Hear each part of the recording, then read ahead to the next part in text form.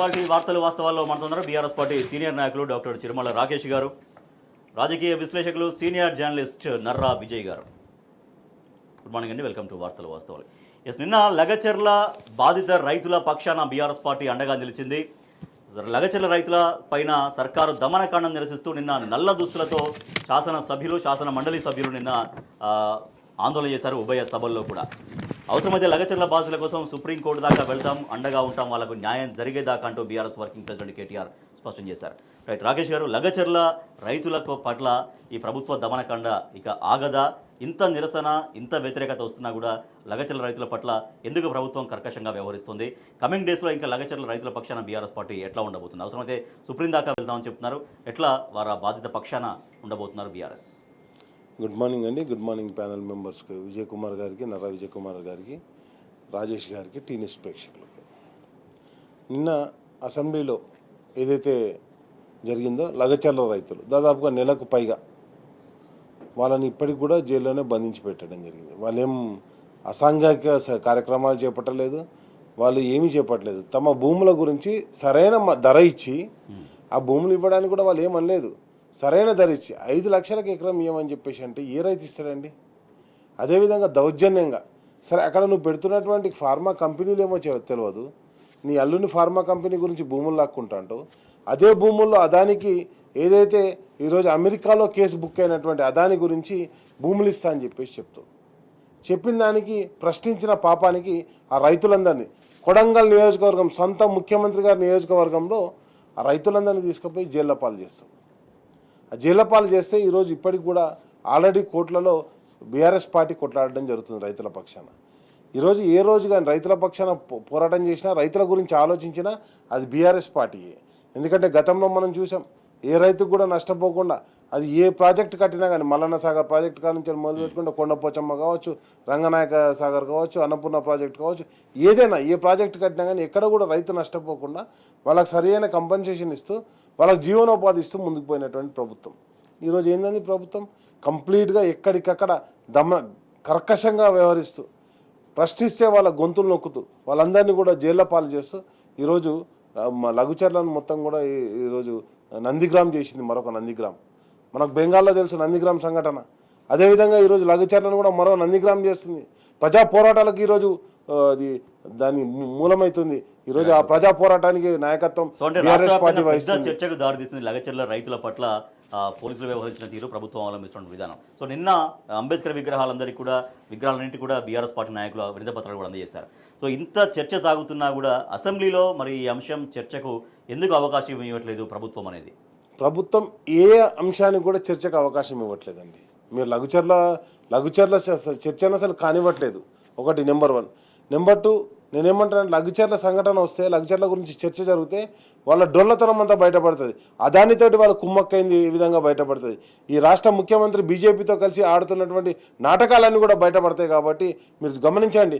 ఈరోజు ఏంది, ఎప్పుడైతే లఘుచర్ల మీద పోరాటం చేస్తున్నారో వెంటనే బీజేపీ పార్టీకి తొత్తుగా ఉన్నటువంటి అదానికి భూములు ఇచ్చిర్రో, ఆ భూముల గురించి పోరాటం చేస్తున్నటువంటి రామన్న మీద అక్రమంగా కేసులు పెట్టడానికి ఈరోజు గవర్నర్ కూడా పర్మిషన్ ఇచ్చిండు విచారణకు అని చెప్పేసి. అంటే నేను ఒకటే చెప్తున్నా, మొత్తం కూడా ఈ రాష్ట్రంలో బీజేపీ, కాంగ్రెస్ రెండూ కలిసికట్టుగా మొత్తం తెలంగాణని దెబ్బతీసే విధంగా ముందుకు పోతుంది.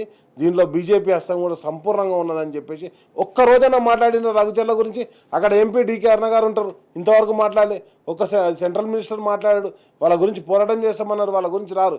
అంటే ఈ రాష్ట్రంలో ప్రజలందరూ ఆశగా బీజేపీని అంటే ఆశగా బీఆర్ఎస్ వైపు చూస్తూ బీజేపీని దూరం పెట్టేటువంటి పరిస్థితి వచ్చింది. బీజేపీ పార్టీ ఏం చేస్తుందని మరి ఇప్పుడు ఏం లేదు. బీజేపీ పార్టీ కాంగ్రెస్ పార్టీ చేస్తున్నటువంటి ప్రతి చర్యకు మద్దతు ఇస్తూ ముందుకు పోవడం జరుగుతుంది తప్పితే ఎక్కడ కూడా బీజేపీ పార్టీ ఈ పోరాటంలో లేదు. కనీసం అసెంబ్లీలో కూడా, వాళ్ళ అసెంబ్లీలో కూడా ఉన్నారు కదా వాళ్ళ సభ్యులు, వాళ్ళు 8 మంది ఉన్నారు కదా. మరి ఒక్కరోజైనా తీసిరా లఘుచర్ల గురించి? కనీసం పార్లమెంట్లో మరి ఇట్లా కాంగ్రెస్ పార్టీ చేస్తుందని ఒక్కరోజైనా తీసిరా? కాబట్టి నేనేమంటానంటే, అక్కడనేమో కుస్తీ, ఇక్కడనేమో దోస్తీ, ఇద్దరు కలిసి కాంగ్రెస్ పార్టీ, బీజేపీ పార్టీ రెండు కలిసి కట్టుగా ఇక్కడ పనిచేస్తున్నట్టుగా మనకు కనిపించడం జరుగుతుంది. దానికి ఒకటే ఉదాహరణ, లఘుచర్లలో ఇచ్చింది వాళ్ళ అల్లునికి ఒక మాట అయితే, అదేవిధంగా అదానికి కూడా అక్కడ భూములు ఇవ్వడం జరిగింది.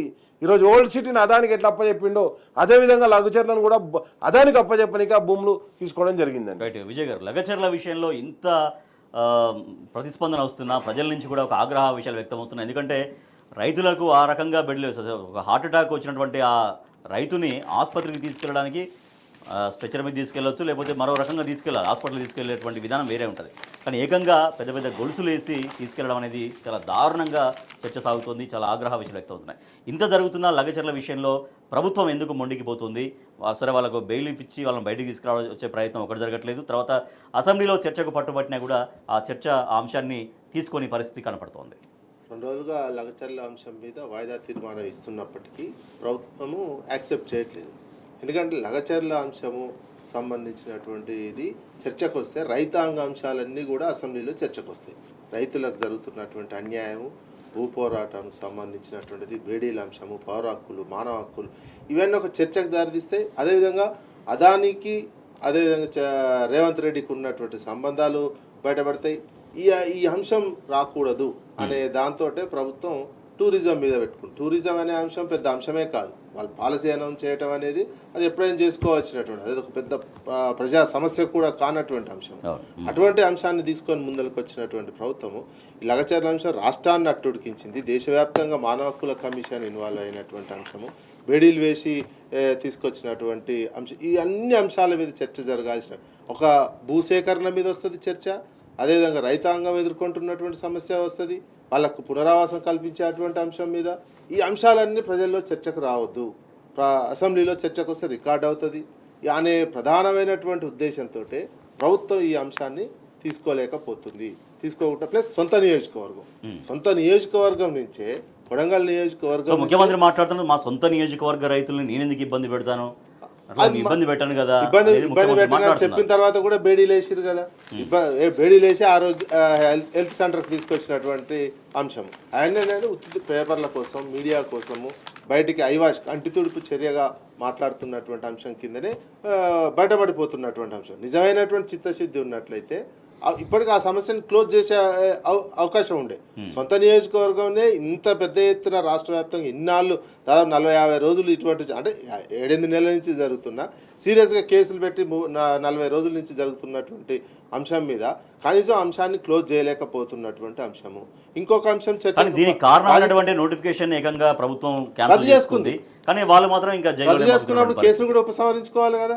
ఇండైరెక్ట్ గా మొన్న ఒక రోజు ముఖ్యమంత్రి కూడా చెప్పారు, కేసులు విత్డ్రా చేసుకునే విషయంలో నేను ముఖ్యమంత్రిని అయినా చట్టమే, నేనేం చేయలేను అంటే వాళ్ళ మీద కక్ష, మనసులో ఉన్నటువంటి కక్షని ఆరకు నేను చెప్పలేను, కేసులు విత్డ్రా చేసుకోలేనటువంటి పరిస్థితి కూడా బహిరంగ సభల ద్వారానే చెప్తున్నటువంటి. ఎందుకు చెప్తున్నాడు? ఈ మధ్యకాలంలో చర్చ కొడంగల్లో నేనుగా మళ్ళీ పోటీ చేయను, అది బ్రదర్కో ఇంకెవరికో అప్పచెప్పాలి అనే ఉద్దేశంతో అక్కడ పోటీ చేసినా గెలవను అనే రాజకీయంగా ఇంటర్నల్గా నిర్ణయం తీసుకొని ఈ కొడంగల్ ప్రజలు ఎంతైనా అంతే ఉంటారు, మళ్ళీ ఓడిపోయే అవకాశం ఉంటుంది అనే ప్రధానమైనటువంటి ఇంటెన్షన్ రాజకీయంగా ఉందనేది ఓ ఇంటర్నల్గా జరుగుతున్నటువంటి చర్చ. అందుకని ఆ పోటీ చేయగా ఆ నియోజకవర్గం కాదు ఏమన్నా కానీ అనే వ్యవహారంతో స్వయంగా బహిరంగ సభలో ముఖ్యమంత్రి చెప్తున్నారు, నాపైనే 10ల సంఖ్యలో కేసులు ఉన్నాయి, ఇంకా కేసులు పడ్డప్పుడు ఏం చేస్తామన్నటువంటి ఒక నిస్సహాయ ధోరణిలోనే మాట్లాడుతున్నారు. స్వయంగా ముఖ్యమంత్రి మాటలు వాళ్ళ నియోజకవర్గానికి సంబంధించినటువంటి రైతులకు అప్లికేబుల్ అవుతుంటే వాళ్ళ పరిస్థితి ఏంటి, నిజంగా వాళ్ళని బయటికి తీసుకొచ్చే ప్రయత్నం ఎట్లా సాగాలి, ఎవరు చేయాలనే దానిపైన.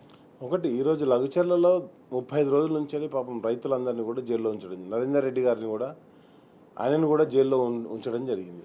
అసలు ఆయనకు సంబంధం లేకున్నా కానీ ఆయననే ఏదో రెచ్చగొట్టిండని చెప్పేసి దాంట్లో అన్నిటికీ అంటే ఒకదానికొకటికి లింకు పెడుతూ ఏ విధంగానైనా కానీ అంటే ఆయన మీద కక్ష సాధింపు ధోరణిగా, ఎందుకంటే ముఖ్యమంత్రి గారిని ఓడగొట్టిండు. లాస్ట్ టైం మనకు జరిగినటువంటి 2018 ఎలక్షన్లో నరేందర్ రెడ్డి గారు గెలవడం జరిగింది. కాబట్టి ఆ కక్షపూరితంగా వ్యవహరిస్తున్నట్టుంది. ఆ కక్షతోటి ఇప్పుడు ఆయన మీద ఉన్న కేసులు ఏంటండి, ఆయన మీద ఉన్న కేసులు భూములు పోతే కేసులు వచ్చినాయి, ఆయన మీద పడ్డ కేసులు ఏంది, ఆయన డైరెక్ట్గా రెడ్ హ్యాండెడ్గా పట్టుబడ్డటువంటి కేసులు, డబ్బు సంచులతో పట్టుబడ్డటువంటి కేసులు. అంతేగాని ఆయన మీద భూములు కోల్పోతానో లేకపోతే రైతుల పక్షాన పోరాటం చేసే కాదు కదా. అండ్ నెక్స్ట్ వచ్చేసి నేను ఏమంటానంటే, ఒక భూ పోరాటానికి ఒకవేళ నిజంగానే ఇదే నిర్బంధకాండ సాగితే తప్పకుండా రైతులందరూ కూడా అంటే ఏకమై ఆల్రెడీ బీఆర్ఎస్ పార్టీ నాయకత్వంలో పోరాటం చేస్తారు. సో అక్కడ ఫార్మా కంపెనీలకు భూసేకరణతో పాటుగా అక్కడ ఆదాని సిమెంట్ ఫ్యాక్టరీ కూడా అదొకటైతే అట్ ద సేమ్ టైం మరో లగచర్ల పలిమెల అన్నటువంటి వార్త మనం చూస్తున్నాం. సో జయశంకర్ భూపాలపల్లి జిల్లాలో గోదావరి సమీపం. పల్లివేల మండలం కింద పచ్చని పంటల భూముల్ని సిమెంట్ పరిశ్రమకు అప్పచెప్పే ప్రయత్నం అక్కడ జరుగుతుంది. అక్కడ మంత్రి శ్రీధర్ బాబు ఇంకా వాళ్ళ అనుచరులు చాలా కీలకంగా పనిచేస్తున్నటువంటి ఒక వార్త కూడా మనం చూస్తున్నాం. అది నిన్న ఏదైతే ఉన్నదో పల్లిమల అనేటువంటి మంత్రిని కాన్స్టిట్యూన్సీలో ఉంటుందండి. అది గతంలో అది అంటే కాళేశ్వరం పక్కనే ఉండేటువంటి ప్రాంతము. ఎందుకంటే నీటి వనరులు అవైలబుల్గా ఉన్నాయి కాబట్టి నేనేమంటున్నా అక్కడ కూడా మళ్ళీ ఒక పరిశ్రమ పెట్టడానికి ఒక కుట్ర జరుగుతుందని చెప్పేసి మనకు ఈరోజు నమస్తే తెలంగాణ ద్వారా తెలియడం జరుగుతుంది. కాబట్టి నేనేమంటున్నా అంటే ఎక్కడికక్కడ ఇప్పుడు ఇది మన ఏదైనా కానీ రైతుల గురించి పోరాటం చేయడానికి ఈరోజు బీఆర్ఎస్ పార్టీ ముందుండడం జరుగుతుందండి. కాబట్టి నేను ఇంకొక మాట చెప్తున్నాను, ఇదే నిరంతరం కొనసాగుతుంటే మరో రైతాంగ పోరాటానికి సిద్ధం కావాల్సినటువంటి ఆవశ్యకత ఉంటుంది. దానికి తప్పకుండా కేసీఆర్ గారి ఆధ్వర్యంలో మేమందరం మరో పోరాటానికి కూడా సిద్ధంగా ఉన్నామని కూడా చెప్పడం జరుగుతుంది.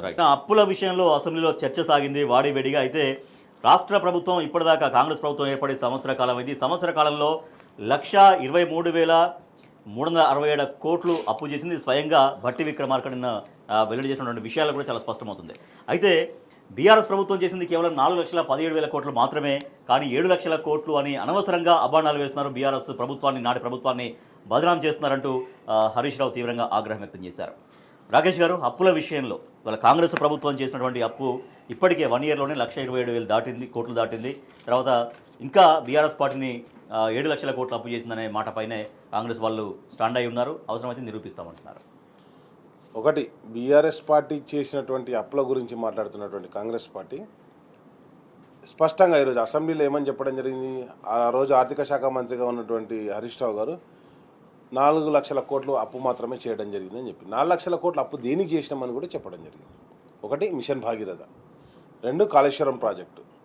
3, రైతు బంధు పథకం ద్వారా రైతులందరూ కూడా 73,000 కోట్ల రూపాయలు, అంటే 73,000 కోట్ల రూపాయలు వాళ్ళకి ఇవ్వడం జరిగింది. అది పోగా రైతు బీమా అదొక 16,000 కోట్లు, అవి పోగా కరెంటు సబ్సిడీ 1,00,000 కోట్లు. అంటే నేను ఏమంటున్నానంటే మళ్ళీ రైతు రుణమాఫీ అదొకటి ఫస్ట్ టైం 16,000 కోట్లు, సెకండ్ టైం 13,000 కోట్లు, అంటే దాదాపుగా అదొక 30,000 కోట్లు. అంటే 29,000 కోట్లు అయితే 30,000 కోట్లు అనుకుందాం. మొత్తం కలిపి ఓన్లీ 23,000 కోట్లు, 29,000 కోట్లు ఏదైతే రైతు రుణమాఫీకి చేస్తే 73,000 కోట్ల రూపాయలు రైతులకు రైతు బంధు కింద ఇస్తే అవి 2 తీసుకుంటే 1,00,000 కోట్లకు పైచీలకు అవుతున్నాయి. కాబట్టి మనం చేసినటువంటి అప్పులు ఎక్కడ కూడా వృధా చేయలేదు.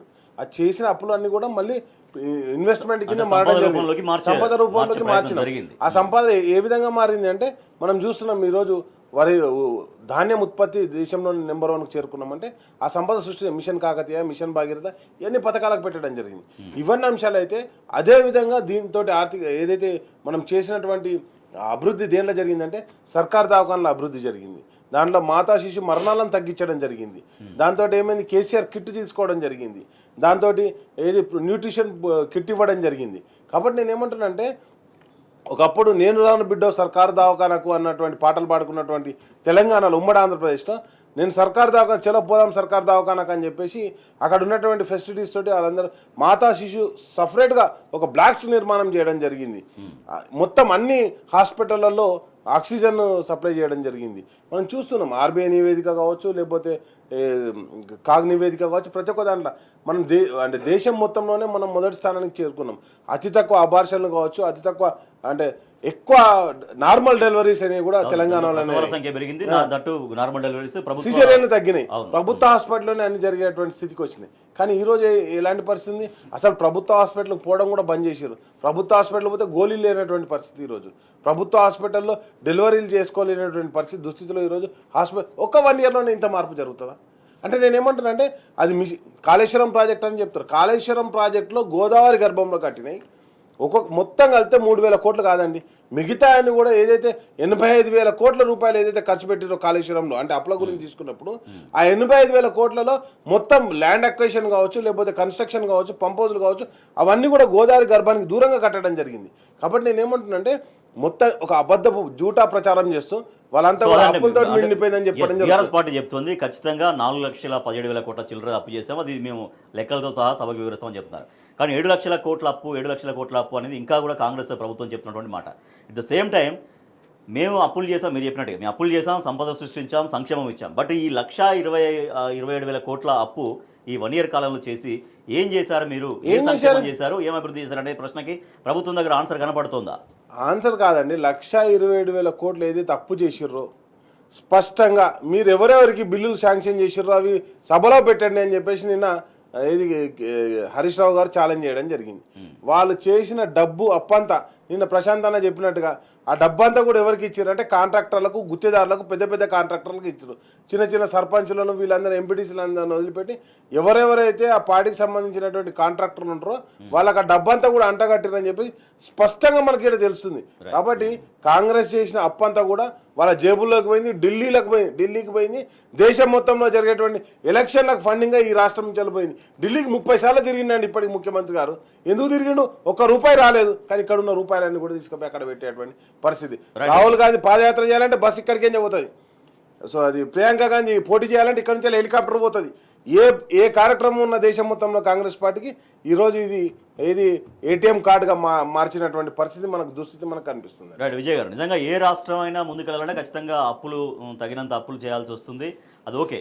కానీ నిజంగా 1,27,000 కోట్ల అప్పులు కేవలం 1 ఇయర్లో చేశారంటే ఇక మొత్తం 5 ఏళ్ల పాలన పూర్తి అయ్యేసరికి రఫ్గా ఒక 6,36,000 చిల్లర, అంటే దాదాపు 6.5 లక్షల దగ్గర రావచ్చు అనేది నేను హరీష్ రావు గారు చెప్పినటువంటి విషయం. నిజంగా ఈ 1,27,000 కోట్ల అప్పు మరి ఒక సంక్షేమ పథకం స్టార్ట్ చేయలేదు, వాళ్ళు చెప్పినటువంటి సంక్షేమం పూర్తిగా గ్రౌండ్ కాలేదు, ఒక అభివృద్ధి కార్యక్రమం స్టార్ట్ చేయలేదు. మరి డబ్బంతా ఏం చేశారన్న ప్రశ్నలకి ప్రభుత్వం దగ్గర ఏమైనా ఆన్సర్ కనపడుతుందా?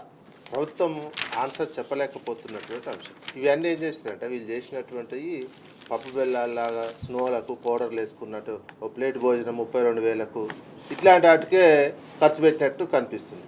వీళ్ళు ఉత్పాదక రంగం మీద, మౌలిక వసతుల మీద ఈ 1,27,000 కోట్ల రూపాయలు ఖర్చు పెట్టినట్టు తెలుస్తుంది. ఈ అప్పుల విషయంలో వీళ్ళు తెలివిగా అబద్ధాలు చెప్పేటువంటి అంశం. అదే అఫీషియల్గా వీళ్ళు 16th ఫైనాన్స్ కమిషన్ ఈ మధ్యకాలంలో మన తెలంగాణకు వచ్చింది. తెలంగాణకు వచ్చినటువంటి 16th ఫైనాన్స్ కమిషన్కి అఫీషియల్గా మా రాష్ట్రం 2014 నుంచి 2023 వరకు పూర్తి ఆర్థిక క్రమశిక్షణతో పాటిస్తూ అప్పులు తీసుకున్నాము, మా అప్పులు ఎక్కువగా లేవని మాత్రం 16th ఫైనాన్స్ కమిషన్కు అధికారికంగా రిపోర్ట్ ఇచ్చినటువంటి నివేదిక ఇచ్చింది 16th ఫైనాన్స్ కమిషన్. రాజకీయంగా బయటకు వచ్చేసరికి ఈ 7 లక్షల కోట్లు అనే విషయాన్ని బాగా అబద్ధాలు చెప్తూ ప్రచారం. ఈ మధ్య కాలంలో బట్టి విక్రమార్క గారు కూడా ప్రెస్ కాన్ఫరెన్స్ పెట్టి అప్పులు నిన్న హరీష్ రావు గారు చెప్పినటువంటి లెక్కే చెప్పారు. ఉన్న అప్పు తెలంగాణ ప్రభుత్వం ఎఫ్ఆర్బిఎం కింద చేసినటువంటి అప్పు 4,17,000, 4 లక్షల చిల్లర ఇంతే ఉందనేది చెప్పడం జరిగింది వివరంగా. వాళ్ళు ఒక రకంగా అవసరం ఉన్నప్పుడు ఒక రకంగా చెప్తూ అబద్ధాలు మరి రాజకీయంగా వచ్చినప్పుడు అబద్ధాలు చెప్తూ ఇటువంటి 7 లక్షల కోట్లు అనే విషయాన్ని చెప్తున్నారు. తీసుకున్నటువంటి అప్పు ఉత్పాదక రంగం మీద ఖర్చు పెట్టలేక వీళ్ళు ఈ ఏడాది కాలంలో ఏంటంటే ఆదాయం పెంచలేకపోయారు. ప్రభుత్వ ఆదాయం కనుక పెంచినట్లయితే మీరు చేసినటువంటి అప్పులకు అన్నిటికి కూడా ఈజీగా అయిపోతుంది. వీళ్ళు ఒకటే మేము అప్పు కడుతున్నాం అంటే వీళ్ళు ఆదాయం పెంచలేక మొత్తం చతికిలబడి ఆర్థిక వ్యవస్థని కుప్పగూల్చి మేము అప్పులు కడుతున్నాం అనే ఒక ప్రచారం తీసుకున్నాం. వీళ్ళ అప్పుల విషయము వీళ్ళ మేనిఫెస్టో కమిటీ శ్రీధర్ బాబు చెప్పారు. బీఆర్ఎస్ పార్టీ ఏదో చెప్తుందో 1,27,000 కోట్ల అప్పు ఈ 1 ఇయర్లో చేసింది అనేది. సో నిన్న బట్టి విక్రమార్క అదే లెక్క చెప్పేశారు. 1,27,000 కోట్ల లెక్క వచ్చింది. 51,277 ఒకటైతే ఎఫ్ఆర్బిఎం కింద, తర్వాత గ్యారంటీల కింద 61,991, ఇంకా మిగిలింది 10,999. మొత్తం ఓవరాల్గా కానీ ఖర్చు ఎట్లా పెట్టిరు? ఖర్చు పెట్టింది చిల్లర అంతా ఒక్కటి కూడా ఉత్పాదక రంగం మీద ఖర్చు పెట్టలేదు. ఒక్క వేములవాడ పర్యటన ముఖ్యమంత్రి 100 మందికి భోజనాలు చేస్తే ఒక ప్లేట్ 32,000 రూపాయలు ఖర్చు పెట్టి, అంటే ఇట్లా ఎన్నున్నాయో ఇవన్నీ ఏంది ఉత్తగా చిల్లర ఖర్చు పెట్టి వేస్ట్ ఖర్చుల కింద ఇట్లాంటి ఖర్చులు తీసేసే ఈ రకమైనటువంటి ఆర్థిక వ్యవస్థను కుప్పగొల్చారు. రాష్ట్రానికి హైదరాబాద్ ఆర్థిక వ్యవస్థ చాలా కీలకమైనటువంటి వ్యవస్థ. దాన్ని మొత్తం హైడ్రా పేరుతోటి ఏది లేకుండా జీరో మొత్తం తగ్గించి దాదాపు పోయిన సంవత్సరం 6 నెలలకి ఈ సంవత్సరం 6 నెలలకి పోల్చి చూస్తే దాదాపు 10-15% ఆదాయం తగ్గే విధంగా చేసినాక నీకు రాష్ట్రం ఎక్కడ నడుస్తుందండి? మీరు తెచ్చినటువంటి అప్పులు మొత్తం మళ్ళీ ఈ మౌలిక వసతులకు వీటికి ఖర్చు పెట్టకుండా ఈ మొత్తం పౌడర్లు వేసుకోవడానికి తినడానికే పెట్టుకుంటే మొత్తం దివాలా తీసి ఇక మేము దివాలా తీసినామని ముఖ్యమంత్రి చెప్పుకుంటున్నాడు. ముఖ్యమంత్రి దివాలా తీసింది రాష్ట్రం అని చెప్పుకున్నాక ఇంకెక్కడ అప్పు పుట్టదు, ఏది పుట్టదు. రాష్ట్రం అందుకే అధోగతి పాలయ్యేటువంటి రివర్స్గా వెళ్ళిపోతున్నటువంటి సిచ్యువేషన్లు ఉన్నది. ఇది కోలుకోవడానికి చాలా టైం పడుతుంది. మళ్ళీ దానికి సంబంధించిన సంస్కరణ ఎన్నో చేయాల్సినటువంటి అవసరం ఉంటుంది. మాకు వచ్చిన అవకాశాన్ని మేము ఈ రకంగా వేసుకోబోతాం అనే విధంగానే రాష్ట్ర ప్రభుత్వం వ్యవహరిస్తుంది. Right, okay. రాకేష్ గారు, సో అట్లా హైదరాబాద్ వారు ప్రస్తావించినట్టుగా హైదరాబాద్ ఒక గొప్ప రెవెన్యూ వచ్చేటువంటి ప్లేస్ సెంటర్ అది. సో దాని విషయం కూడా నెగ్లెక్ట్ చేయడం, హైడ్రా అనడం, లేదంటే మూసి కూల్చివేతడం, ఇట్లా మొత్తం ఎఫెక్ట్ పడడం, తర్వాత ఒక ఉత్పాదకత తగ్గిపోవడం, తద్వారా అప్పులు తీసుకొచ్చే తప్పని పరిస్థితి రాష్ట్ర ప్రభుత్వానికి రావడం అనేది. సో ఇట్లా అప్పు చేసుకుంటా పోతే ఎన్ని లక్షల కోట్లకు చేరుతుందనేటువంటి ప్రశ్న అందరినీ ఒక ఆందోళనకు గురి చేస్తుంది. ఇప్పుడు ప్రధానంగా అప్పులు ఎందుకు చేసిర్రంటే రాష్ట్ర ఆదాయం పడిపోయింది, తగ్గిపోయింది అని చెప్పేసి. ఆ రాష్ట్ర ఆదాయం దేంట్లో తగ్గిపోయింది అంటే ఈరోజు ల్యాండ్ రిజిస్ట్రేషన్లు కావట్లేదు, భూముల రిజిస్ట్రేషన్ మొత్తం ఆగిపోయినాయి. నిజంగా హైదరాబాద్లో ఆగిపోయింది అంటారు. హైదరాబాద్ గ్రామాలలో అయితే చాలా దారుణమైనటువంటి పరిస్థితి ఉంది. చిన్న రియల్ ఎస్టేట్ చేసుకుంటే వాళ్ళు ఎకరమో 2 ఎకరాలు 3 ఎకరాలు వెంచర్లు వేసుకొని చేసుకుంటే వాళ్ళు ఇన్వెస్ట్మెంట్ పెట్టారు. వాళ్ళ పరిస్థితి చాలా దారుణంగా ఉంది. రాబోయే కాలంలో ఏ దిశగా దారి తీస్తో అర్థం కావట్లేదు. అండ్ నెక్స్ట్ వచ్చేసి భూముల ధరలు మొత్తం పడిపోయినాయి తెలంగాణలో. ఇప్పుడు జరిగింది ఏంది, పంట ఉత్పత్తి అవుతుందో అన్నీ అవుతుందో, మరి ఎందుకు ధరలు పడిపోయినాయి, రిజిస్ట్రేషన్లు ఎందుకు ఆగిపోయినాయి, హైదరాబాద్లో ఆగిపోయినాయి, గ్రామాలలో ఆగిపోయినాయి. ఇదంతా ఒక అంశం అయితే మొన్న రీసెంట్గా కేటీఆర్ గారు రామన్ ఏం చెప్పిండు, ఏదైతే కార్ల అంటే జనరల్గా మనకు వచ్చే ఇన్కమ్ ఆదాయం దేని నుంచో వస్తుంది, ఒక 2-3-4 అంశాల నుంచే వస్తుంది. మనకు వచ్చే ఆదాయం దేని నుంచో వస్తుంది, ఒకటి వ్యాట్, అది ఆల్కహాల్ మీద వస్తుంది, అదేవిధంగా మీకు పెట్రోల్ డీజిల్ మీద వ్యాట్ రావడం జరుగుతుంది. ఆ వ్యాట్ తోటి కొంత నిధులు వస్తాయి. అదేవిధంగా ఇంకా వచ్చే నిధులు ఏంటంటే మన బడ్జెట్లో కూడా ప్రవేశపెట్టింది స్టాంప్స్ అండ్ రిజిస్ట్రేషన్లో, అండ్ నెక్స్ట్ వచ్చేసి ఏదైతుందో మోటార్ వెహికల్స్లో వాటిల్లో అభివృద్ధి సాధిస్తామని చెప్పాను. అది ఎంతకు పడిపోయిందంటే దేశం మొత్తంలో పక్క రాష్ట్రాలు చుట్టూ ఉన్నటువంటి రాష్ట్రాలు 22% వృద్ధి కనిపిస్తే మన కేటీఆర్ గారు ట్వీట్ చేసిన దాంట్లో. అదే ఈరోజు తీసుకుంటే మన దగ్గర మొత్తం రిజిస్ట్రేషన్ కూడా పడిపోయినాయి, వెహికల్ రిజిస్ట్రేషన్ కూడా ఆగిపోయినాయి. ఎందుకు ఆగిపోయినాయి అంటే దేని మీద ఉత్పత్తి మీద ఎక్కడ వీళ్ళు ఖర్చు పెట్టట్లేదు కాబట్టి అదొకటి. ఇంకోటి ఏంటంటే ఇంతకుముందు కవితక్క చెప్పినట్టుగా మూసీ రివర్ ఫ్రంట్ అని చెప్పేసి మీరు డబ్బులు అడుగుతుర్రు. ఎవరిని అడుగుతుర్రు? బీజేపీ పార్టీని అడుగుతారు. కేంద్రంలో ఏ పార్టీ ఉంది? బీజేపీ పార్టీ ఉంది. బీజేపీ పార్టీ ఒప్పుకుంటేనే ప్రపంచ బ్యాంకు నుంచి వెళ్ళి వీళ్ళు గ్యారంటీ సంతకం పెడితేనే ప్రపంచ బ్యాంకు నిధులు ఇస్తుంది. ప్రపంచ బ్యాంకు నిధుల గురించి మరి ఎవరి దగ్గర వేరు అంటే కేంద్ర ప్రభుత్వం దగ్గర వేరు. ఇలా కాంగ్రెస్ ప్రభుత్వం ఉంటుంది. కాంగ్రెస్ ప్రభుత్వం అదానికి అంబానీకి వ్యతిరేకంగా ఉంటుంది. కానీ అదానికి ఇక్కడ లగచర్లలో భూములు ఇస్తారు, అదేవిధంగా రామన్నపేటలో భూములు ఇస్తారు. ఈరోజు మళ్ళీ వచ్చేసి అదే కేంద్రంలో ఉన్నటువంటి బీజేపీ పార్టీ 1,50,000 కోట్లు కావాలి మూసీ రివర్ ఫ్రంట్ అని చెప్పేసి అక్కడికి పోతారు. ఇప్పుడు నేను ఒకటే అడుగుతున్నా, 1,50,000 కోట్లు అడిగినావు కదా, ఆ రోజు రామన్న ప్రెస్ ఏది పీపీటీ ప్రజెంటేషన్ ఇచ్చిండు. పీపీటీ ప్రజెంటేషన్ ఒకటే అడిగిండు, అరే నమో గంగాకు అంటే 2,000 కిలోమీటర్లు ప్రవహించే నమో గంగాకు ఎంత పెట్టిరు అంటే 20,000 కోట్లు పెట్టిరు, మొత్తం కలిపితే 40,000 కోట్లు అవుతున్నాయి. నీకు అదేవిధంగా సబర్మతికి కూడా అంతే అవుతున్నాయి. మరి నీకు ఎందుకు ఈ మూసీ రివర్ ఫ్రంట్కు 1,50,000 కోట్లు ఎందుకు అవుతున్నాయి, అసలు ఎందుకు ఎస్టీపీలు ఎందుకు ఓపెన్ చేస్తారో అని ప్రశ్నించడం జరిగింది. కాబట్టి నేను ఏమంటున్నా అంటే మొత్తం కూడా కాంగ్రెస్ ప్రభుత్వం అందిన కాడికి దోచుకునే విధంగానే ప్రవర్తిస్తుంది తప్పితే తెలంగాణ ప్రజల గురించో, తెలంగాణ బాగోగుల గురించో, తెలంగాణ అభివృద్ధి గురించో ఎక్కడ కూడా ఆలోచించట్లేదు. రైట్. ఇక గురుకులాల ఘటనలపైన సభా సంఘం వేయాలి అని బీఆర్ఎస్ శాసనమండలిలో ప్రతిపక్ష నేత మధుసూదనాచారి ప్రభుత్వాన్ని డిమాండ్ చేశారు. మనం చూస్తున్నాం చాలా రెగ్యులర్గా జరుగుతున్నాయి గురుకులాల్లో అస్వస్థత ఘటనలు, తర్వాత ఫుడ్ పాయిజన్ ద్వారా అస్వస్థత కావడం, ఆసుపత్రి పాలు కావడం, కొంతమంది విద్యార్థులు పాము కాడు బలైపోవడం, నిన్న ఎలుకలు కొరికి స్పర్శ కోల్పోయినటువంటి విద్యార్థులు కూడా ఉన్నారు. ఖమ్మంలో 10వ తరగతి విద్యార్థిని 11 సార్లు కొరికినటువంటి ఎలుకలు. సో ఇట్లా ఉంది, అంటే చాలా నిత్యకృత్యంగా ఈ ఘటనలు జరుగుతున్నాయి. దీని పట్ల సభా సంఘాన్ని వేయాలనేది బీఆర్ఎస్ పార్టీ చేసినటువంటి డిమాండ్. రాకేష్ గారు, గురుకులాల్లో ఎందుకు పదే ఈ ఘటనలు జరుగుతున్నాయి? గురుకుల వ్యవస్థ ఒకప్పుడు చాలా గొప్పగా వర్ధిల్లింది, ఇవాళ గురుకుల వ్యవస్థ పరిస్థితి ఎందుకు ఇట్లా అవుతుంది? సో రీసెంట్గా మీరు గురుకుల బాట కూడా బీఆర్ఎస్ పార్టీ నిర్వహించి అసలు ఈ విషయాలు ఏందనేది కూడా మీ పార్టీ అధ్యక్షులు కేసీఆర్ గారికి కూడా ఒక రిపోర్ట్ కూడా సమర్పించారు. ఇప్పుడు ఇది ఏదైతే ఉన్నదో ఈ గురుకులంలో అమ్మాయి ఉన్నదో ఆ అమ్మాయి వచ్చేసి ఖమ్మం జిల్లా దాన్వాయిగూడెం బాలికల గురుకుల పాఠశాలలో జరిగింది. అమ్మాయి పేరు కీర్తి అండి. ఆ అమ్మాయికి అంటే ఈ ఎలుక కొరకడం ద్వారా మొత్తం అవయవాలన్నీ చచ్చిపడినటువంటి పరిస్థితి అండి. అదేవిధంగా నేను ఏమంటున్నా అంటే ఇప్పటికే అంటే దాదాపుగా విద్యార్థులందరూ మిడ్ టైమ్ మీల్స్ కావచ్చు, లేకపోతే గురుకులాల్లో కావచ్చు 49 మంది విద్యార్థులు మరణించడం జరిగిందండి. దాని గురించి ఎక్కడ కూడా ప్రభుత్వం మాట్లాడలేదు.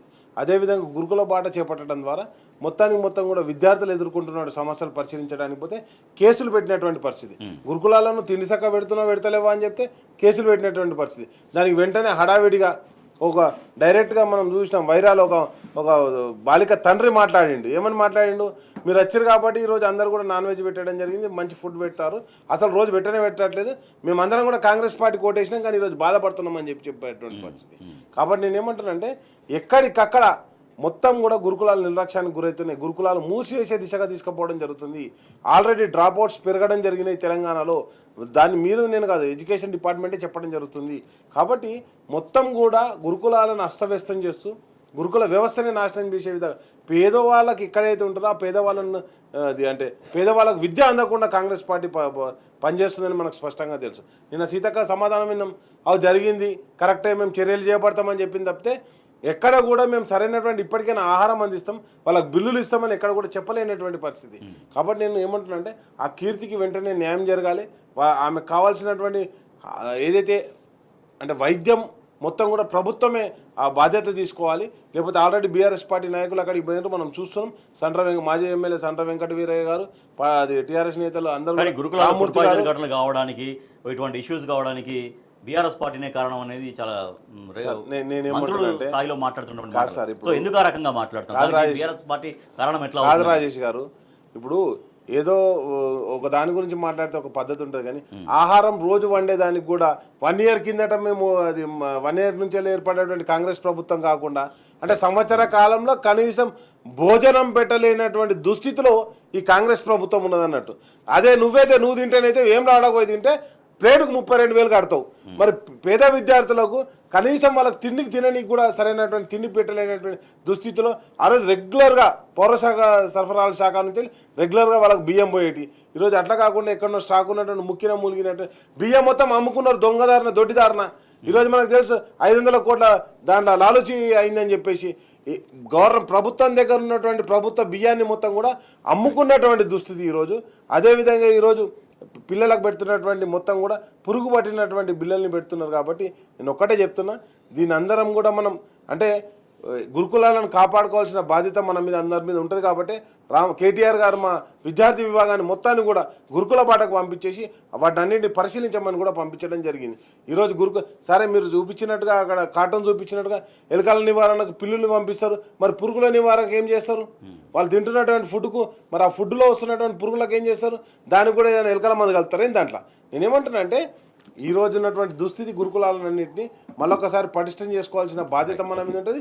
పేద ప్రజలను కాపాడుకోవాల్సిన బాధ్యత కూడా మన మీద ఉంటుందండి.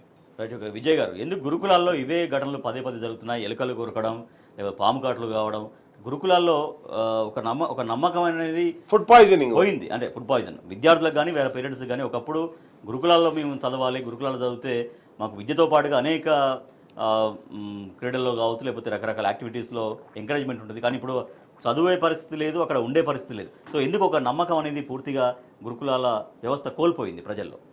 ప్రభుత్వం వచ్చిన తర్వాత దాని మీద కొత్తగా వచ్చింది ఒక పర్యవేక్షణ, నిరంతరం సమీక్ష, దానికి ఒక డెడికేటెడ్గా పనిచేసేటువంటి కమిట్మెంట్ ఉన్నటువంటి వ్యక్తులను నియమించకపోవడం ప్రధానమైనటువంటి కారణం. నిరంతరం పర్యవేక్షణ చేసి భోజనానికి సంబంధించినటువంటిది కావచ్చు, వసతులకు సంబంధించిన ఇవేవి నిర్లక్ష్యానికి గురి చేయడం, దాన్ని పట్టించుకోకపోవడం, నేను దానికి ప్రత్యామ్నాయంగా ఇంకొక సమీకృత గురుకులాలు ఏర్పాటు చేస్తాం అనేది ఒక హామీ ఇచ్చే ఎలక్షన్లో దాన్ని పట్టించుకోకపోవడం, ఈ అన్నిటి కారణాలతోటి గురుకులాలు అదేంది సున్నితమైనటువంటి అంశం. నిరంతరం భోజనాలకు సంబంధించినటువంటి పర్యవేక్షణ ఉండాలి. ఒక రుచి కావచ్చు, శుచి కావచ్చు, శుభ్రత కావచ్చు, లేక ఏ మాత్రం నిర్లక్ష్యం చేసినా అది ఇమ్మీడియట్గా ఇట్లాంటి ఎఫెక్ట్కి దారితీస్తుంది. ఒకప్పుడు ఎట్లుంటుండే గురుకులాలు అంటే సక్సెస్ స్టోరీస్ ఉంటుండే, పిల్లల్ని పంపించాల్సిన పరిస్థితి. అంటే అది కార్టూన్ అయినప్పటికీ కూడా అది వాస్తవ పరిస్థితిని చూపిస్తుంది. అంటే ఏంటంటే ఒకప్పుడు సక్సెస్ స్టోరీస్ ఉండే గురుకులాలు. అంటే గురుకులాల్లో చదివినటువంటి వాళ్ళకు మనం ఈ మధ్యకాలం లెక్కలు చూసినా, గత 10 ఏళ్ల కాలంలో చూసినటువంటిది ఎయిమ్స్లో కావచ్చు, ఐఐటీస్లో కావచ్చు, జాతీయ స్థాయి ఇతర ఇన్స్టిట్యూషన్స్లో కావచ్చు, గురుకులాలలో వెల్ఫేర్ రెసిడెన్షియల్ స్కూల్లో చదివినటువంటి వాళ్ళు, దేశవ్యాప్తంగా ప్రభుత్వంలో స్కూళ్ళల్లో చదివినటువంటి వాళ్ళు తెలంగాణ నుంచి ఎక్కువ మంది సీట్లు పొందినటువంటి వాళ్ళు ఉండే ఐఐటీస్, ఎయిమ్స్లో ఇవి. ప్లస్ క్రీడారంగంలోను కిలిమంజారో పర్వతాలు కావచ్చు, అదేవిధంగా ఎవరెస్ట్ శిఖరాలు కావచ్చు, ఇటువంటి సినిమా కూడా వచ్చింది. ఒక అమ్మాయికి సంబంధించినటువంటి గురుకులాలు ఉన్నటువంటి ఒక నేషనల్ లెవెల్ ఒక సినిమా వచ్చినటువంటి అట్లాంటి ఒక సక్సెస్ స్టోరీస్ ఉన్నట్టు. గురుకులాలు అంటే మనిషికి 1,20,000 రూపాయల విద్యార్థి ఖర్చు పెట్టి చదివించేటువంటి వ్యవస్థ అది. ఆ వ్యవస్థని నిర్లక్ష్యం చేసేసేసరికి మొత్తం ఫెయిల్యూర్ స్టోరీస్. ఇప్పుడు ఒకే ఏడాది కాలంలోనే ఇప్పుడు గురుకులాల్లో చదువుతాం. ఊర్లలో ఎట్లుండంటే మామూలు విద్యార్థి కూడా కొంచెం అవేర్నెస్ ఉన్నటువంటి యువకులు గురుకులాలలో చదివించడం కోసము ప్రత్యేకంగా కొన్ని లైబ్రరీలు పెట్టి వాళ్ళు కోచింగ్ ఇచ్చి ఈ గురుకులం బాగుంటుంది, ఇందులో సీటు కొట్టు అని ఒక పద్ధతి ఉండే. కొంతమంది అట్లాంటి అవేర్నెస్ కార్యక్రమం కూడా చేసినటువంటి వాళ్ళు ఉండే. ఇప్పుడు అట్లాంటిది గురుకులాలలో వద్దు. గురుకులాలలో పోతే మళ్ళీ పిల్లగాడు బతకడో మొత్తం భోజనాలు సరిగా లేవు, చదువు సరిగా లేదు. బీఆర్ఎస్ పార్టీ గురుకుల బాట కార్యక్రమం తీసుకుంటే దాన్ని కూడా పూర్తిగా వాళ్ళు అక్కడ అడ్డుకున్నారు మనం చూసాం. ఈ రకం ప్రభుత్వమే రాజకీయం చేస్తుంది. రాకేష్ గారు మీకు ఒకటే చెప్తున్నా అండి, ఎప్పుడైతే ప్రభుత్వ పాఠశాలలో డ్రాప్ అవుట్స్ పెరిగినా వీటి మీద వెంటనే చర్యలు తీసుకోవాలని ఆ రోజు తొలి ముఖ్యమంత్రిగా ఉన్నటువంటి కేసీఆర్ గారు దాని మీద ఒక సమీక్ష చేసి అప్పటికి అంటే ఒక 1000 గురుకుల పాఠశాలలు పెట్టడం జరిగింది. 1002 గురుకుల పాఠశాలలు పెట్టింటారు. అదేవిధంగా 496 మోడర్న్ స్కూల్స్ ఉండే, దాదాపుగా ఈక్వల్ టు గురుకులాలు. అప్పుడు కేంద్రం ఫండింగ్ ఇస్తుండే. కానీ ఎప్పుడైతే కేంద్రం ఫండింగ్ ఆపినా కానీ వాటిని అన్నింటినీ కొనసాగిస్తూ కేసీఆర్ గారి ఆధ్వర్యంలో అంటే మనకు దాదాపుగా చూసుకుంటే ఒక 1500 గురుకులాలు నడిపించినటువంటి పరిస్థితి. వాటన్నిట్లలో కూడా సరైన ఆహారం కావచ్చు, అన్ని భద్రత కావచ్చు, వాటికి సంబంధించి ఒక స్పెషల్ ఆఫీసర్ని అపాయింట్ చేసినటువంటి పరిస్థితి. ఈరోజు దాని ఎక్కడ అసలు ఎవరు దానికి సెక్రటరీగా ఉన్నారో, ప్రిన్సిపల్ సెక్రటరీగా ఉన్నారో అర్థం కానటువంటి పరిస్థితి. మరి దీనికి బాధ్యత ఎవరు అంటే ఎడ్యుకేషన్ మినిస్టర్ ఎవరంటే అది రేవంత్ రెడ్డి. నేనేమంటా లఘుచర్ల రైతుల మీద దాడి చేసి పోలీసులు అరెస్ట్ చేసిరు, వాళ్ళని 3rd డిగ్రీ చేసిరంటే దానికి ఎవరు కారణం అంటే హోంమంత్రి ఎవరంటే రేవంత్ రెడ్డి. ఈరోజు ఎడ్యుకేషన్ మినిస్టర్ ఎవరంటే రేవంత్ రెడ్డి. అంటే వీటన్నిటికి కారణం ఎవరంటే లాస్ట్ కాసే ముఖ్యమంత్రి గారు. అంటే ఈ రాష్ట్రంలో హోమ్ మినిస్టర్ లేడు, ఎడ్యుకేషన్ మినిస్టర్ లేడు, మైనార్టీ మినిస్టర్ లేడు. అసలు మైనార్టీలకు స్థానమే లేదు. ఇప్పటివరకు 1 year అయిపోతుంది. వీళ్ళు ఏమంటారంటే మేము మైనార్టీలకు న్యాయం చేస్తామంటారు. ఇంతవరకు అక్కడ అపాయింట్మెంట్ ఇవ్వట్లేదు కాబట్టి మంత్రివర్గ విస్తరణ ఆలస్యం అవుతున్నటువంటి ఒక చర్చ ఉంది. మరి మేము ఒకటే చెప్తున్నాం, ఈరోజు మంత్రివర్గాన్ని సంపూర్ణంగా విస్తరిస్తే తన ముఖ్యమంత్రి పదవి ఏడబోతుందో అని చెప్పేసి దాన్ని విస్తరించలేనటువంటి దుస్థితిలో కాంగ్రెస్ పార్టీ ఉన్నది. ఒకరోజు కేసీఆర్ గారు ప్రమాణ స్వీకారం చేస్తే కేసీఆర్ గారితో పాటు ఇంకో మంత్రిగా ప్రమాణ స్వీకారం చేసి మా మహమూద్ అలీ గారు అండి, ఇద్దరే మంత్రులు అంటే ముఖ్యమంత్రి గారు అదేవిధంగా హోంమంత్రి మహమూద్ అలీ గారు చేశారు. మైనార్టీలకు అంత రెస్పెక్ట్ ఇస్తే ఇప్పటివరకు ఒక మైనార్టీ మంత్రి కూడా లేడు దాంట్లో. అదేవిధంగా నేను ఏమంటున్నా అంటే ఏది కానీ అభివృద్ధి సంక్షేమం అంటే ఆ రోజు జరిగినటువంటి కేసీఆర్ పాలనలో జరిగిందని ప్రజలందరూ అనుకోవడం జరిగింది. శాఖలకు ప్రాపర్గా మంత్రులు లేకపోవడం ఇది ఒక పెద్ద కారణంగా అనేది ఒకటి నడుస్తుంది. నిజంగా శాఖలకు మంత్రులు ఎందుకు లేరు? ముఖ్యమంత్రి దగ్గరే ఒక 4-5 శాఖలు పెట్టుకొని మంత్రివర్గ విస్తరణ జరపకపోవడం అనేది కూడా ఇటువంటి వాటికి కారణంగా ఎట్లా? కాంగ్రెస్ ప్రభుత్వంలో ఇది ఒక పెద్ద వైఫల్యం. మంత్రివర్గ విస్తరణ చేసుకోలేనటువంటి సిచ్యువేషన్లో ఆ పార్టీ కావచ్చు, ముఖ్యమంత్రి వైఫల్యం. యాక్చువల్గా ముఖ్యమంత్రి డిసిషన్, ముఖ్యమంత్రి విచక్షణ మీద జరగాలి. వాళ్ళు ఎవరు చూసినా మా సోనియా గాంధీ, మా రాహుల్ గాంధీ, మా మల్లికార్జున ఖర్గే వీళ్ళు ముగ్గురు కలిసి నిర్ణయం తీసుకొని ఓ డేట్ ఫిక్స్ చేస్తే ఆ రోజే మా మంత్రివర్గ విస్తరణ. అప్పటిదాకా మా మంత్రివర్గ విస్తరణ లేదని నిన్న అసెంబ్లీలో కూడా ఎమ్మెల్యేలు చెప్పుకుంటున్నటువంటి సిచ్యువేషన్లో ఉన్నది. అసలు అంటే ఒక తెలంగాణ రాష్ట్రము ఒక ముఖ్యమంత్రికి ఉండాల్సినటువంటి పవర్స్ను మొత్తం ఢిల్లీలో ఎట్టకట్టబెట్టారు. ఢిల్లీలో ఉన్నది ముఖ్యమంత్రి విచక్షణ అధికారాలు, ముఖ్యమంత్రి అధికారం మొత్తం వెనక నుంచి ఆ కేసీ వేణుగోపాలు అక్కడ వాళ్ళు నియంత్రిస్తున్నారు తప్ప తెలంగాణ సోయితోటి పరిపాలించుకునేటువంటి శక్తి కోల్పోయినటువంటి ఏడాదిలో కోల్పోయినటువంటిది. ముఖ్యమంత్రి వ్యాలీలో ఇంకా ఎందాక పోయిందంటే తెలంగాణ సిచ్యువేషను, తెలంగాణ ముఖ్యమంత్రి ఎవరంటే ఒక స్టార్లే చెప్పలేనటువంటి సిచ్యువేషన్కి అంత దిగజారిపోయింది ఏడాదిలోనే. దాని పరిణామాలు కూడా చూసినటువంటిది. ఇంత ఘోరంగా తెలంగాణ మొత్తం పడిపోయేటువంటి సిచ్యువేషన్, గ్రాఫ్ పడిపోయే సిచ్యువేషన్కి ఏడాది. గురుకుల వ్యవస్థ మరింతగా అధ్వానంగా తయారైంది. దాదాపుగా 850 మంది విద్యార్థులు అస్వస్థతకు పాలయ్యారు. కొంతమంది దాంట్లో చనిపోయారు. దాంట్లో ఆత్మహత్యలు కూడా జరిగాయి. ఇటువంటి వాటిపైన సభా సంఘం వేయాలనేది బీఆర్ఎస్ పార్టీ చేసినటువంటి డిమాండ్. జమిలీకి తొలి అడుగు పడింది. నిన్న లోక్సభలో బిల్లులు ప్రవేశపెట్టింది కేంద్రం. అయితే దీని అనుకూలంగా 269, వ్యతిరేకంగా 198 ఓట్స్ వచ్చినాయి. ప్రతిపక్ష పార్టీలన్నీ కూడా తీవ్రంగా దీన్ని వ్యతిరేకించినాయి. త్వరలో అంటే జేపీసీకి, జాయింట్ పార్లమెంటరీకి మా అభిప్రాయం చెప్తామని బీఆర్ఎస్ పార్టీ స్పష్టం చేస్తోంది. రైట్, రాకేష్ గారు, నిన్న పడినటువంటి అడుగు ఏం సంకేతం ఇస్తుంది జమిలీకి సంబంధించి? ఒకటి, నిన్న జరిగినటువంటి అంటే మనం కేంద్రం చెప్తున్నటువంటి మాటల్ని తీసుకుంటే జిఎస్టీ తీసుకొస్తే దేశం మొత్తంలో ఒకే పన్ను విధానం తీసుకొస్తే మొత్తం అసలు ధరలు తగ్గుతాయని చెప్పింది. ఇంతవరకు ఏ ధర కూడా తగ్గలేదు. డిమానిటైజేషన్ చేస్తే దేశం మొత్తంలో పేదరికం పోతుంది, ఉగ్రవాదం పోతుందని చెప్పారు. కాశ్మీర్లో ఉగ్రవాదం ఇంకా కొనసాగుతూనే ఉంది, ఉగ్రవాదం ఇంకా నడుస్తూనే ఉంది. మరి ఆ ఉగ్రవాదం కూడా తగ్గాలి. అట్లనే ఇప్పుడు జమిలీ ఎలక్షన్ల ద్వారా మొత్తం ఖర్చు తగ్గిస్తామని చెప్తున్నారు. ఖర్చు ఎంత తగ్గిస్తారా అంటే 5,000 కోట్లు తగ్గిస్తామని చెప్పారు. 5,000 కోట్లు ఎట్లా తగ్గుతాయంటే మొత్తం ఒకటేసారి ఎలక్షన్లు అయితే 5,000 కోట్లు. మరి 5,000 కోట్లు అయితే కరెక్టే, కానీ ఈవీఎంలు అన్ని మిషన్లు కావాలి కదా. అదేవిధంగా నేనేమంటున్నా ఇప్పుడు మొత్తం ఎలక్షన్లు పెడతారు, పెట్టిన తర్వాత ఏం జరుగుతారు రేపు పొద్దుగాల? ఒకవేళ ఒక పార్టీ నుంచి గెలిచినటువంటి అభ్యర్థి ఇంకో పార్టీలోకి పోనీకి అవకాశం ఉంటుందా ఉండదా? అంటే ఆ ప్రభుత్వం ఎన్ని సంవత్సరాలు ఉంటుంది? ఏం చెప్తారు బీజేపీ వాళ్ళని అడిగితే? ఏదైతే ఎంపీఓ ఎమ్మెల్యేలో ఎవరైనా కాలం చేస్తే అంటే మరణిస్తే ఎన్ని సంవత్సరాలకైతే ఉంటుందో అట్లనే ఒకవేళ సభ రద్దు అయితే అన్ని సంవత్సరాలకే ఉంటుందని చెప్తారు. కానీ అది కాదు కదా. మన ఆర్టికల్ 83/2లో చెప్తున్నటువంటి లోక్సభ 5 సంవత్సరాలకు ఉండాలి. అదేవిధంగా 172/1 ఏదైతే ఉన్నదో అసెంబ్లీ కూడా 5 సంవత్సరాలకు ఉండాలని చెప్తారు. కాబట్టి 5 సంవత్సరాలకు కొనసాగే దాంట్లో నువ్వు నేను తగ్గిస్తా, దాన్ని కాలపరిమితి తగ్గిస్తా అంటే ఎట్లయితుంది? అండ్ నెక్స్ట్ వచ్చేసి విధి విధానాలు అనేవి ఎక్కడ కూడా క్లియర్గా లేవు. ఇంకోటి బిల్లు పెట్టినప్పుడు వాళ్ళకు లోక్సభ రాజ్యసభలో ఎంత ఉండాలంటే 164 వాళ్ళకు స్ట్రెంత్ ఉండాలి. ఈరోజు దానికి కావాల్సిన ఒకవేళ అదర్ పార్టీస్ అన్నీ కలుపుకున్నా కానీ ఇంక 20 మంది తక్కువ ఎత్తారు. అదేవిధంగా మనం లోక్సభలో తీసుకుంటే 362 ఉండాలి. వాళ్ళకున్న కెపాసిటీ ఎంత 293 ఉన్నారు. కాబట్టి ఎక్కడ చూసుకున్నా కానీ ఈ బిల్లు పాస్ అయ్యే అవకాశం కూడా లేదు. మరి ఆ బిల్ పాస్ కానికి మరి ఏం చేస్తారు అనేది మనం కూడా పరిశీలించాల్సిన పరిస్థితి. వీళ్ళు చెప్తున్నటువంటి మాటలు జూటా మాటలు ఎట్లుంటున్నాయంటే బీజేపీ పార్టీ ఈరోజు అదాని మీద ఒక అప్లికేషన్ వచ్చింది. ఏమని?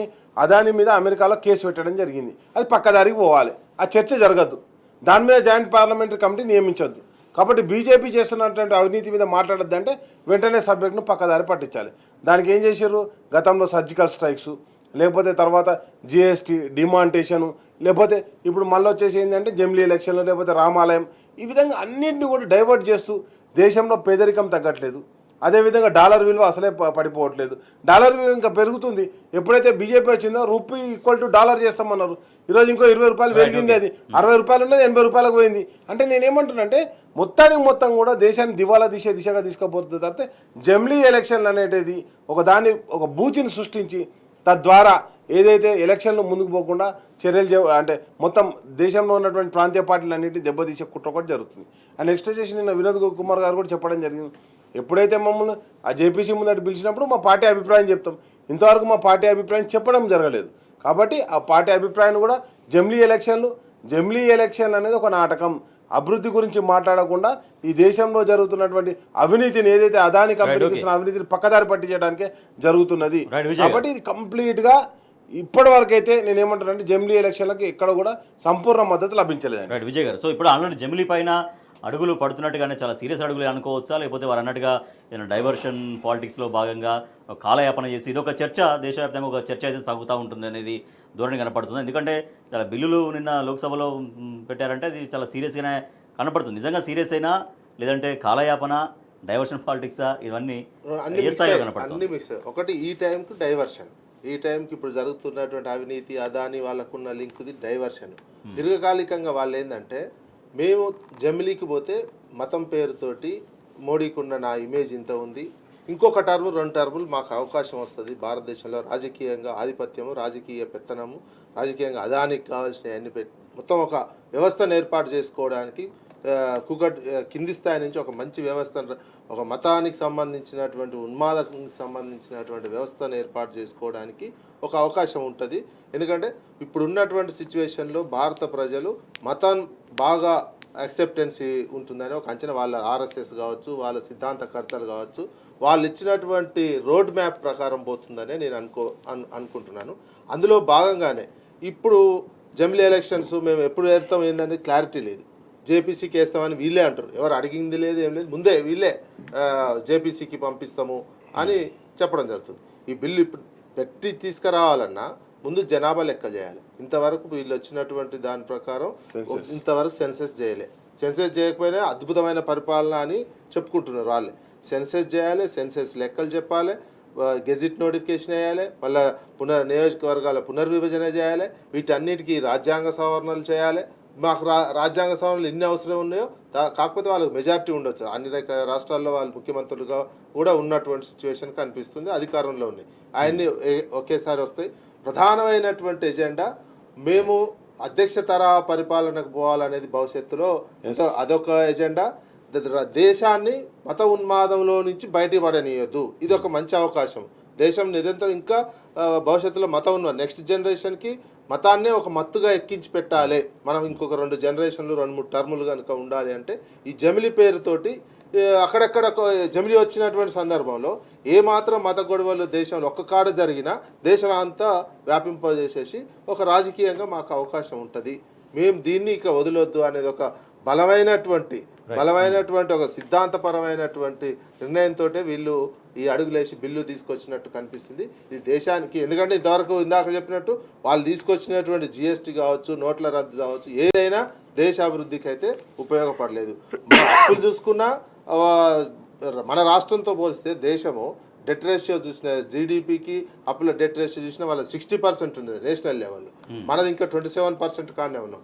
ఏ రకంగా చూసినా వాళ్ళు ఈ 14 సంవత్సరాలు నెక్స్ట్ 4 ఏళ్ళు కూడా పూర్తయితే పరిపాలనలో దేశం అభివృద్ధి వైపు అడుగులేసినట్టయితే కనిపించలేదు. కేవలం మత ఉన్మాదంలోకి దించి వాళ్ళు గట్టెక్కే రాజకీయంగా పబ్బం గడుపుకునేటువంటి ఆలోచనే ఈ జమిలీ ఎలక్షన్ అనేది మన కళ్ళకు గట్టినట్టయితే కనిపిస్తుంది ఇప్పటివరకు. Right, okay. రాకేష్ గారు, అంటే జమిలీ పైన ఇంకా ఒక రకమైన కన్ఫ్యూజన్స్ ఉన్నాయా? మొత్తం దేశవ్యాప్తంగా ప్రజల్లో ఎటువంటి చర్చ సాగుతుంది? నిజంగా అన్ని ఎలక్షన్స్ ఒకేసారి ప్రజలు కోరుకుంటున్నారా లేదా? వీటిపైన ఎటువంటి సమగ్రమైన చర్చ సాగాల్సినటువంటి అవసరం ఉంది. పార్టీల వైఖరి ఒకటైతే నిజంగా ప్రజల కూడా వైఖరి కూడా కావాల్సిన అవసరం ఉంటుంది. ఇప్పుడు మీకు సింపుల్గా చెప్తానండి, 2 ఎలక్షన్లు ఒకటేసారి. ఇప్పుడు ఒక ఎలక్షన్ ఒకసారి అయినంత మాత్రం పోయే నష్టం లేదు. మీకు ఒక సింపుల్ ఎగ్జాంపుల్ చెప్తాను. యూపీ ఎలక్షన్లు చేయడానికి 7 విడతలుగా యూపీ ఎలక్షన్లు చేశారండి. మరి దేశం మొత్తంగా ఎలక్షన్లు చేయాలంటే ఎన్ని రోజులలో ఎలక్షన్లు చేస్తారు? నెంబర్ 1. అంతకుముందు 11 విడతలు, ఒకసారి 13 విడతలు కూడా అయింది. ఎన్ని విడతలుగా ఎలక్షన్లు జరుపుతారనేది నెంబర్ 1. నెంబర్ 2 వచ్చేసి దీనికి కావాల్సిన సెక్యూరిటీ కావచ్చు, స్ట్రాంగ్ రూమ్స్ కావచ్చు, ఈవీఎంలు కావచ్చు అవైలబుల్ ఉన్నాయా?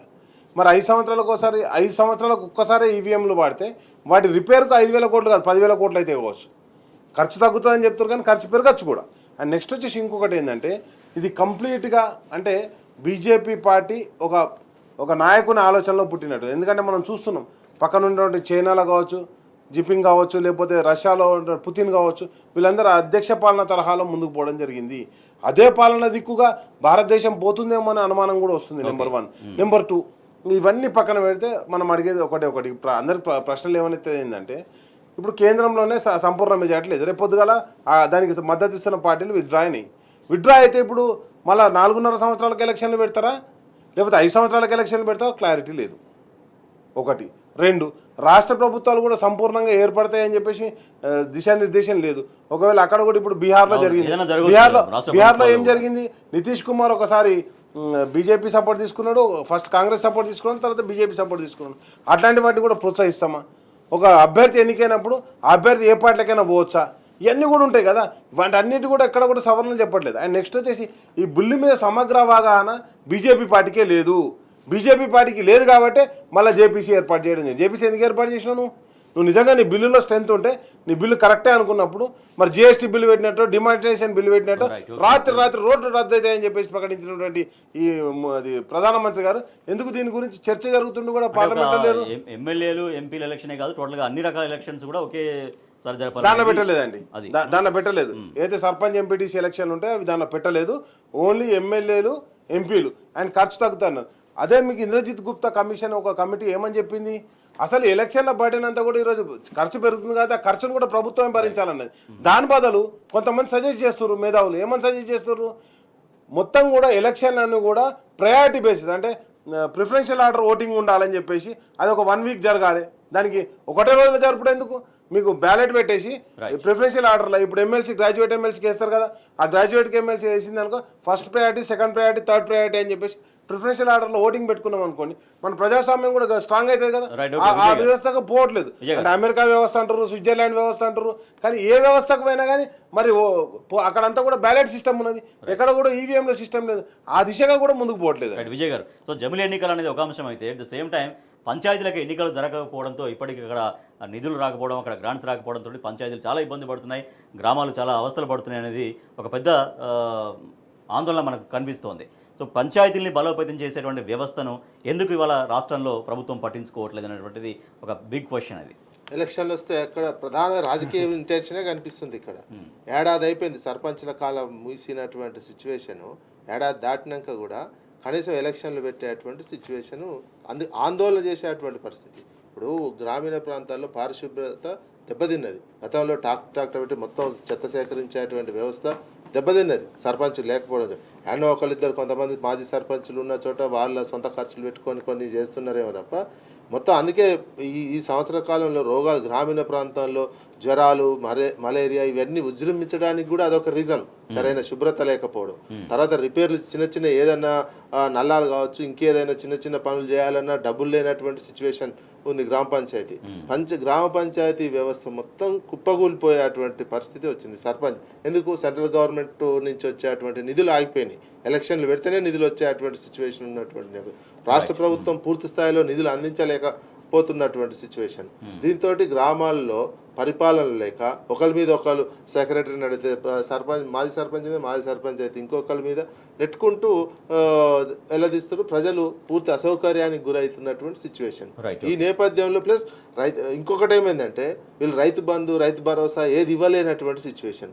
అవి ఇస్తేనే ఎలక్షన్లో మనకు సానుకూల ఫలితాలు వస్తాయని ఒక ఆలోచనతో అది ఎక్కడ రిఫ్లెక్ట్ అవుతుంది. హెచ్ఎంటీవీ ఓటా కేకే చాణక్య స్టాటిస్టిక్స్ సర్వేలో ప్రజలు వెల్లడించినటువంటి అభిప్రాయం అంటే ఇది. రాకేష్ గారు మాట్లాడుతున్నారు. అంటే ఇట్లాంటి సర్వేలు కావచ్చు, ఇంటెలిజెన్స్ రిపోర్ట్స్ కావచ్చు, ప్రభుత్వానికి వ్యతిరేకమైనటువంటి కనిపిస్తున్నాయి వాళ్ళ టెస్టులలో కనిపిస్తున్నట్టు. దీంతో వాళ్ళు ఏం చేయాలనో తోచలేక ఇప్పుడు రైతు భరోసా కోసం 10,000 కోట్లు ఐసిఐసిఐ బ్యాంక్ భూ తనఖా పెట్టి తీసుకొచ్చి అవి వేసిన తర్వాత ఎలక్షన్లో పోవాలనే ఆలోచన రాజకీయంగా చేస్తున్నటువంటిది కనిపిస్తుంది. రైట్ రాకేష్ గారు, ఇట్లా ముఖ్యమంత్రి పనితీరు పైన గ్రామాల నుంచి వస్తున్నటువంటి రిపోర్టు అంటే సర్వేల్లో తెలుస్తుంది. పాలన పైన చాలా అసంతృప్తిగా ప్రజలు ఉన్నారనేది ఒకటైతే, ఇందాక మనం చూసినట్టుగా పంచాయతీలకు సంబంధించి కూడా పంచాయతీలు పూర్తిగా పడకేసినటువంటి పరిస్థితి. పంచాయతీలను ఎవరు పట్టించుకోవాలి, ఎప్పుడు బాగుపడాలనేది కూడా ఒక ప్రశ్న. మీకు ఒక కంక్లూడింగ్ అంటే పంచాయతీలు మొత్తం కూడా ఫండ్లు ఆపేసారు అని చెప్పేసి చెప్తే మొన్న అంటే అసెంబ్లీలో చర్చ జరిగినప్పుడు మొన్న జరిగినప్పుడు చర్చలో అది హరీష్ అన్న డైరెక్ట్గా చెప్పడం జరిగింది. మేము 263 కోట్లు నెల ఇచ్చినాం, కావాలంటే మీకు లెక్క చూపిస్తాం, ఆ లెక్క కూడా ఉందన్నారు. ఈరోజు పరిస్థితి ఏంటంటే గ్రామాలలో ఇంతకుముందు సర్పంచ్ ఉన్నప్పుడు వీధి లైట్లు పోయినాయి అనుకోండి, ఆ దుకాణం వాళ్ళకి చెప్తే ఎవరు కడతారంటే పైసలు సర్పంచ్ కడతారన్న నమ్మకం మీద లైట్లు ఇచ్చేటోళ్ళు.